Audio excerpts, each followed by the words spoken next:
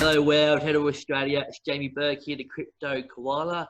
Now today guys, I've got Jeremy Kauffman, he's the CEO from Lbry. Great to have you on today, Jeremy. Yeah, happy to be here with you, Jamie.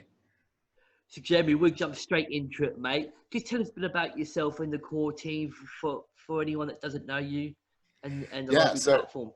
Yeah, Lbry, or Lbry, if you're listening and need to type that in, is a blockchain-based, decentralized digital content marketplace. So that is to say, we've created a protocol that allows anyone in the world to publish anything. Anyone else in the world can find it, search it up, can purchase it if you want to attach a price to it, although most content is free. You can earn rewards for watching, for publishing. You can follow. You can be following Cryptokoala, right? Which at a minimum, you got to check it out and go over there for that reason. There's more than 2 million pieces of content on the network, tens of thousands of publishers, a lot of really popular YouTubers. There's original Hollywood films, and it's cool. It's all blockchain-based, decentralized, open source, free speech-oriented kind of thing. I talked only about Lbry and not about myself at all because I think Lbry is what's important. But briefly, I do have a background in both computer science and in building a software company, more conventional software company than this one before this. It was a software as a service company, but I did build it and sold it. I founded that company with the CTO of Lbry, whose name is Alex Grinsvig. And we've got a really interesting and dynamic team behind Lbry. Awesome. I know Lbry is actually based in the US, Boston, so that's where you're calling from, I believe. So yes. Being in the US, is that hindered the progress, or has that helped the progress of Lbry over the years? Yeah, so honestly, in the long term, in the short term, I don't know if the US is the best place to be building a blockchain business. I can say that there are certainly some challenges that we've faced and some costs that we've had to bear due to being in the United States that I don't know if we would have faced elsewhere. But the long term, actually, the biggest concern about Lbry that I have in that regard is on the free speech front, right? Like Lbry is very much a free speech platform. We're trying to facilitate the distribution of all content everywhere in the world, so long as it's legal here in the US. And so I, at least in regards to doing something like that, would much rather have the United States government at my back than at my door. Yeah, for sure. So it's tough. It's worrisome. Yeah, it's worrisome. Obviously, you never want to. You don't want to draw the ire of the United States government. We don't want to draw the ire of China. We don't want to draw the ire of we would much prefer to draw the ire of YouTube, than these other entities. Yeah, definitely. So with content freedom in mind, is that what inspired you to start Lbry? That's right. Yeah. So I mean, I'll go ahead and admit it. I think this is like a safe space for it. I'm a nerd. I've been into tech and particularly distributed tech, so peer-to-peer type technologies for a very long time, more than 20 years at this point. And I've also always been just a big believer in freedom, personal choice, the ability, being able to make choices for yourself. That's a fundamental principle to me, that I want to make choices for myself. I don't want someone else to make choices for me. You don't want me to make the wrong choice. I want to make it, okay? I'm all grown up. I got my big boy pants on, okay? You don't need to decide for me. That's stuff I've always cared about. So I was learning about blockchain, and I knew a lot about this world of peer-to-peer digital content distribution. And I couldn't stop thinking about these applications of combining the two. There's a pinned tweet on my Twitter. You can check it out at twitter.com/Jeremy Kauffman with an additional reference. There's one particular conversation between Julian Assange and Eric Schmidt that I can kind of point to, but it was the culmination of like a lot of thinking and just puzzling over Bitcoin and things like that in general. Yeah, I think we hit on a really great and powerful blockchain use case here. Yeah, and a needed one. Well, you even look at the recent events with YouTube, and they've issued all them strikes to cryptocurrency-related content producers, and they were citing things like harmful and dangerous content and sales of regulated goods. And now that was when that hit across the crypto community. That was really scary, and it angered a lot of people. And it seemed like Lbry was that decentralized alternative to content freedom. Yeah, that's absolutely correct. I think what happened there with YouTube showed both crypto creators and creators outside of of crypto, the danger, right? What's that saying? Not my keys, not my. Not more Bitcoin. Yeah, yeah. Is that famous saying by Andreas Antonopoulos? Yeah. Okay. Well, you know what that applies to? It applies to your YouTube channel. Okay. Like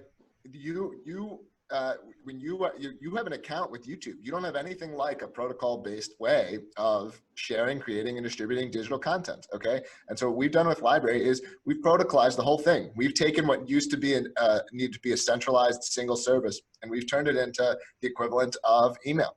So there can be any number of clients. Everything is interoperable. It's all standardized. It's all open source, and we don't take any cut, and that's all baked into the protocol. So I think it's a really powerful idea. I think even if YouTube made a mistake, even if that had never happened, I mean, there's instant after instant that makes it clear that this technology is necessary, and there's just no need to build a business anymore where you're building on top of quicksand. Oh, definitely. I've been with Lbry since 2017, and I've been on YouTube Oh, right on. Yeah. since that time as well. So, and I've found it's awesome. I would be high-fiving you if we were in person, but I can't. Cheers, Jeremy. And I remember seeing the early version since Lbry came along, and it seems like it's developed so much, you know. Yes, So yes, what's been the key developments that stand out to you so far with Lbry? Well, so with the most recent attention, definitely having the web client, Lbry.tv. So your more sophisticated listeners probably are hearing, or will be asking questions, like, oh, I can watch Jamie over on Lbry.tv, but that's just a website. That's not decentralized, right? Like, and so Lbry started the opposite way. We started with the desktop client and mobile clients that directly connected in a peer-to-peer network. We're now building out a web version that truthfully is not the full network version, right? It's the if it's not your keys, it's the Coinbase version. Now, look, I use Coinbase actually, so I'm not 100% bought into that saying, but you can get out. That's the key difference, right? So you can be on Lbry.tv and have the web version of the Coinbase version. You can also use the desktop client, the mobile client, and have that full. No one else can sort of can F with me. This is mine. And if you want to have that level of control, that's available to you too, right? And I think that's really important. As always, you heard me say earlier, it's all about giving people that choice. But Lbry.tv has been big for our growth.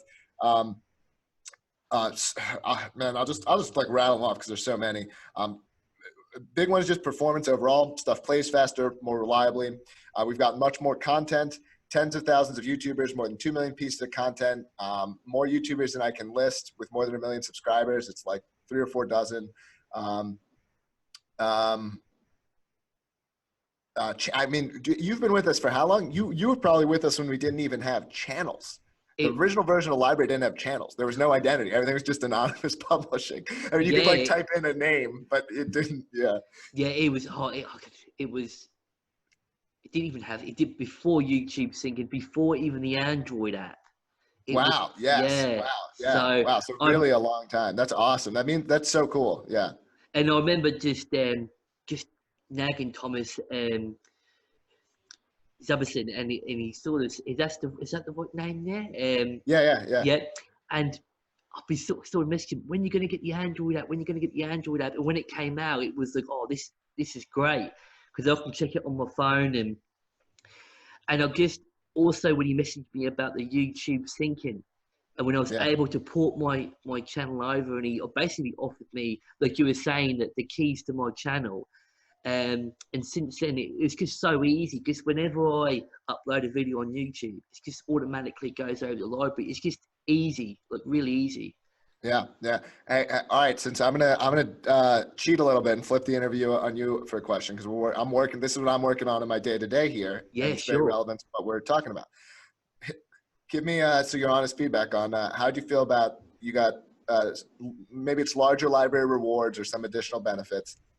You would publish to Lbry first, but it would still co-publish to YouTube, so you can still keep them synced. But instead of logging into YouTube to upload it, you upload it to Lbry first. Oh, that's very interesting. And that's and I've not really ever thought of that. It's just do it. Well, we have to build it. We have to build it. No, I'm not asking you to do this tomorrow. Because I think it's key. One thing we're big on is like, you can't make these alternative platforms be more work, and you can't ask people. I don't think you can ask people like, look, if you're getting screwed by YouTube, you're getting kicked off, come on, build your whole audience on us. If you're ready to build your whole audience, we're ready. We're right there with you. We're there infrastructurally. We're there technologically. Like, we love, and there are creators. We have creators with thousands of followers that are library only. We think that's awesome. But we also don't want to make people like jump out of this thing that they built into this brave new world and like have to give everything up. So we're always looking for ways to like ease that, you know, toe in the water first, and then I'm knee deep, and, you know, and then I'm comfortable. I think that's a great idea, because it's like libraries are second to YouTube, and you want to have libraries the primary. Yes, and exactly. It's a whole concept of where, you know, and I think I'll be down for that. I think it would be something I would choose library first and foremost, and then go into YouTube, you know. Yeah. Sweet. Well, yeah. So you'll probably hear something from us about that not too far in the future. You know, we try to move fast around here. So yeah, wonderful, Jeremy. So we've talked about some of the major developments, but what are some of the hurdles or challenges that you faced over the couple of years? Well, yeah, I hinted at one. That, you know, definitely the regulatory issues are a challenge. Our legal costs have been substantial, quite substantial. It's difficult to operate a blockchain company, I think, anywhere. Also, we face barriers in terms of onboarding and offboarding. This stuff is just hard compared to what, especially when, you know, we're trying to meet user experience and product expectations with people who are used to using the traditional web, right? And we're trying to now provide the same level of experience with a much different stack underneath it, because we're trying to do it in like a really decentralized way. So just that's something that sort of repeats itself as a problem. You're like, well, okay, if this was just a standard, you know, web server client model, this feature would be done in a week. Because we're in blockchain protocol land, we're going to need, you know, this person working on this third of it at the blockchain, and this person's working on the, you know, at this peer-to-peer layer, and all of these other things. And so just things are harder at times. There are things that will ultimately end up being easier, and some things are easier for us already, but a lot of it's harder. Other challenges, you're building a two-sided marketplace, right? Which is a classically hard business problem. So coming up with strategies like the YouTube program, where it's like low friction, low effort ways of like peeling people off, working at the margins, that kind of thing. Now I actually think, you know, this was harder 2 years ago. Now I feel like we're getting enough where we're really like, we're steamrolling a little bit, and we have to, of course, keep pushing hard. But it's hard, especially in the beginning, to be getting that traction. Yeah. It seems like you've attracted some big names now, and I guess some familiar names is Cryptolark, Naomi Bookwell, Alex Nugget. So that's some of the biggest YouTubers in this sort of region that you've actually got on Lbry. So it seems like you're actively you've attracted some really good YouTubers to the channel. But what sort of plans you got in place to try and attract some, like, you know, people outside the crypto industry? And oh yeah, definitely. Well, so we have a lot of. I want to for people who haven't been on it, like there's a ton. It's not like it's a crypto video. I mean, you can follow, you know, Veritasium, Tim Pool, Jordan Peterson, like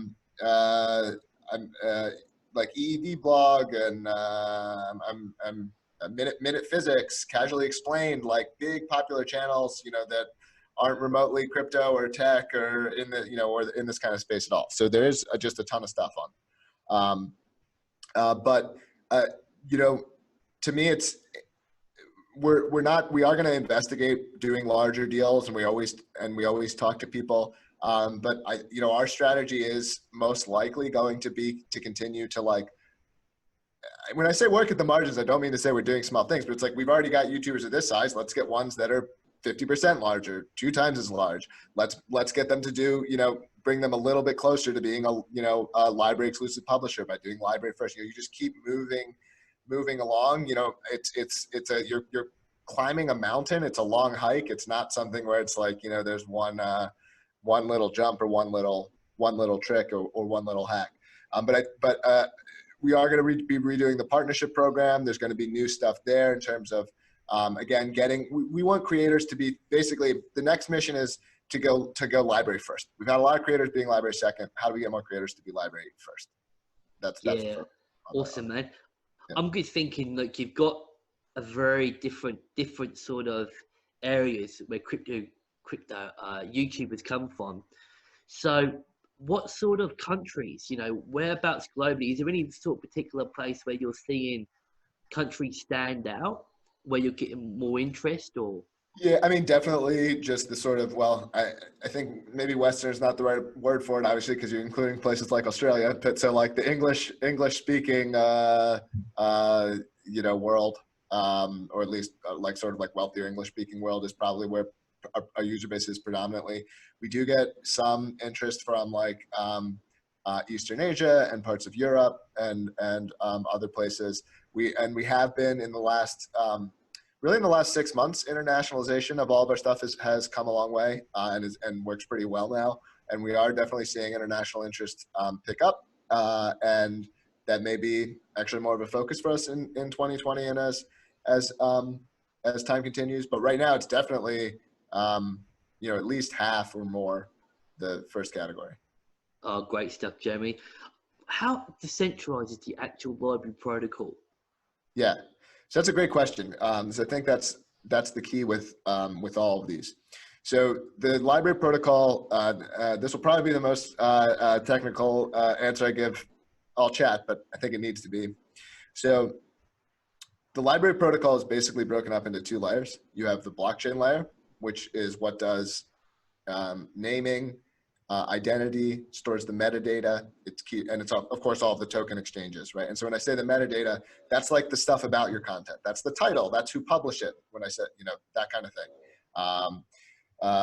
So that all works in a fairly conventional proof of work blockchain way, and you can assess the decentralization of the Lbry blockchain in the same way that you would assess those other technologies. I think it's pretty decentralized. It has that key anti-fragile property. If it's disrupted, it should rebound. And if you look at the like economic incentive, might be better if there was like a little bit more hash power, but there's not really an economic incentive to perform these kinds of attacks. You couldn't profitably attack the Lbry blockchain.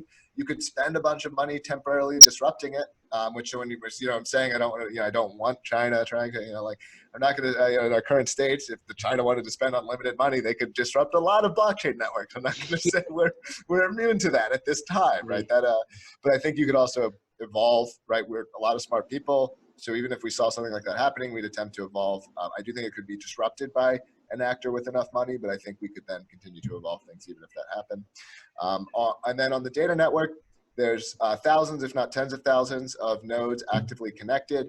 We run some as part of Lbry.tv. Most content is hosted across several different computers, so it's backed up in different places, both, again, on a multitude of these servers. So I think it's pretty robust. I think it's more robust than a lot of these blockchain platforms where, there's a peer-to-peer client. You can get a desktop peer-to-peer client, you can get mobile peer-to-peer client. So these clients, you're actively participating in the network. You're not dependent on us to be accessing and consuming this content. And I guess that underlying architecture is what separates you from YouTube ultimately.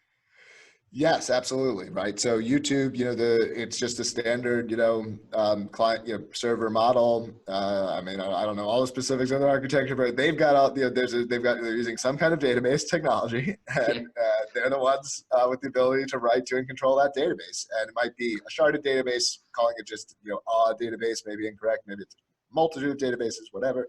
Point being, it's, it's all theirs. They control it, they get to edit it, etc. We don't have that same control, right? So the key to your channel, your metadata, the information about your publishers, it's all in the blockchain. The data is in a peer-to-peer network for the hosting purposes. So like if right, there's a possibility. I've seen movies about this. Evil body clone doubles. Have you ever seen this? This happens to people. Well, the body snatches. Is that like a body snatcher, right? Yeah, this kind of thing, right? Yeah, so this happens. I've seen it on TV. So suppose this happens to me, right? Okay, and I want to take stuff off network. I'm the CEO of the company, all right? So who better, right? What am I going to do? I can't go to your WAL file. I can't update the file. I can't log into my computer and SSH to a server and say, update this record. No more Cryptokoala. I can't do anything. I can block it on Lbry TV, so I can block it there, right? But on a decentralized peer-to-peer network, it's like saying who you're going to call up. Let's call up Tim Berners-Lee and say to take down Yahoo.com. That's just old. We don't want it anymore. You can't call someone up and say, it's not how it works.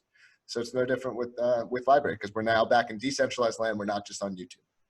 And that's the thing. You don't have to say Google behind you that have shareholders that, you want to do things in the best interest of the shareholders, like YouTube, just for example. So, and it's something that's quite interesting, just going back to a bit on the technical side of things, is that your team actually built on the Genesis, you built off the Genesis block. So it's basically based off the Bitcoin proof of work algorithm. So that's quite interesting, So we did change the proof of work algorithm from Bitcoin so that you wouldn't be able to just use a traditional Bitcoin ASIC miner on the Lbry network. We kept a lot of the other parameters, and part of the reason there's a separate blockchain is, so again, this will be a technical answer, but there's an entirely parallel Merkle tree that's used for validating the metadata about Lbry content. So this is, you need an SPV sort of wallet server model because you want thin clients to be able to look up content on the network, verify it before they access it. And so we didn't feel that was technically possible to do on top of the Bitcoin blockchain. You also need highly customized wallet server and other features for some of the things that you want app experiences to be able to provide in terms of discovery, this kind of thing. Yeah, so I'm just thinking of like the scalability side of Lbry. The channel is growing, or the Lbry protocol is growing with more content. So do you see that increase in traffic affecting the performance like in the immediate future, or? Not yet. So I think there's sort of two, it's definitely something we think about, and it's definitely something we monitor. So I think at current usage patterns, you'd be talking about, I can literally just give you a current figure because it has been ticking up a little bit. But we're talking about easily 10x, more realistically 20x or more of current usage would still be fine. If you started to have problems, it scales, the Lbry blockchain scales really well for discovery, for publishing and stuff. The question of where it might not scale as well as payments, it's the same question as Bitcoin, right? We would at that point start looking at layer 2 solutions like the Lightning Network. We may look at other fundamental changes. I mean, I think it's not that urgent or pressing of a problem. It's definitely something we pay attention to. We, I guess, are in this sense fortunate position of being behind Bitcoin. Right, the Bitcoin blockchain is still more popular than the Lbry blockchain. So there's a lot of very smart people working on that problem, and we get to do the fun thing of copying them, right? Because they'll solve it for us. Yeah, well, that's the beauty of it. Not entirely. I'm not saying we won't. We don't have to be the leaders in everything. From a business perspective, it is open source, and right. Developers, on Blockstream and any developments they make, you can sort of can assist you guys. Right. So it's like I think that's important actually from a business perspective. I'll soapbox here a little bit. Like, you have finite resources in terms of both your money and your intellectual attention and all of these things, right? And so you have to say what are you going to focus on? And we're focused on having a really robust way for people to be able to like publish and store and access digital content, particularly this metadata problem of finding, discovering, publishing. I think this is what I would say we do best in the world, right? And but in terms of, to me, a blockchain will hopefully eventually become a sort of commodified database, right? This is, it's a repeatable thing. It's a database first and foremost. And so while we have some very smart blockchain engineers at this company, and I encourage them, if they're listening, come up with all kinds of great stuff. Let's come up with stuff no one else has thought of, but we don't have to. We don't have to. That's not necessary to our success. Being really good at content discovery, this kind of thing, that's necessary to our success. Like if we come up with a sweet new blockchain consensus or scaling solution, that's just a nice bone. Yeah, definitely. So you're definitely more focused on the front end. Yeah. Well, not just the front end. I mean, it goes deeper, right? Like, so for example, like how do you efficiently store metadata in a blockchain. Okay, so we've structured that metadata and serialized it via a protobuf so that it takes up as small amount of space as possible. How do you make it so that that metadata can be extracted and easily read across a variety of different programming platforms and all of these things, which, you know, gives and I'm not trying to in any way call you out. It's like, because I think this way about everything, but it's like something seems happens to me all the time. Like, oh, it's like it's just so simple, right? It's just like, but then you start like thinking, well, step by step, how's this really working? And you know, a lot of it is really complex. Oh, definitely. So good thinking of, you know, we're now in 2020. What's the year looking like for you guys? Like, what aspirations has the Lbry team got?